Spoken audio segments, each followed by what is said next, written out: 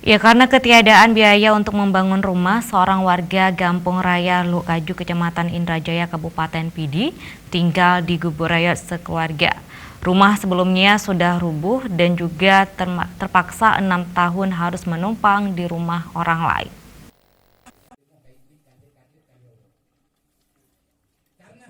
Sungguh memprihatinkan kondisi kehidupan keluarga miskin ini. Ridwan Ahmad, 49 tahun, tinggal di Kampung Raya Lukaju, Kecamatan Indrajaya, Kabupaten Pidi. Keluarga miskin ini tinggal di rumah reot, dindingnya terbuat papan yang sudah mulai dimakan rayap dan beratapkan daun rumbia. Di beberapa sudut ada yang sudah mengalami kebocoran.